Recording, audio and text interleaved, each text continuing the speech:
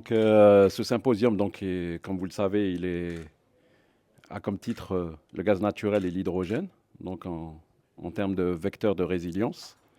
Et comme vous le savez, avec cette situation actuelle, le gaz a toute sa place. Il est en train de démontrer, jour par jour, que l'énergie du gaz est une énergie propre, inévitable, incontournable, qui puisse apporter justement l'énergie nécessaire au développement économique, non seulement africain, mais également mondial.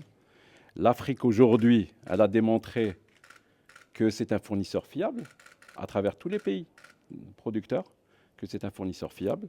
Donc ça, ce n'est plus à démontrer, j'ai envie de dire.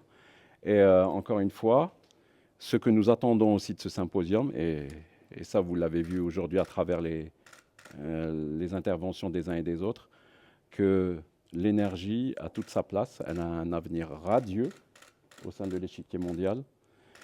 Aujourd'hui, nous vivons une situation justement énergétique qui est assez tendue, comme vous le savez. Nous passons d'une crise logistique en termes de fourniture d'énergie à une crise de production, qui va passer ensuite à une crise de confiance. Ça veut dire quoi, une crise de confiance? Ça veut dire que maintenant, les consommateurs vont chercher des fournisseurs fiables. Quand je dis fiable, ça prouve aujourd'hui que l'Afrique est un fournisseur fiable. Et quand je dis l'Afrique, comme fer de lance, c'est l'Algérie. L'Algérie a démontré sa fiabilité en tant que fournisseur de gaz, fourniture d'énergie dans sa globalité. Elle n'a jamais arrêté de fournir à ses clients, pas une seule seconde. Donc je pense que l'Afrique a démontré sa fiabilité. Cette fiabilité maintenant a une valeur. Elle est valorisable.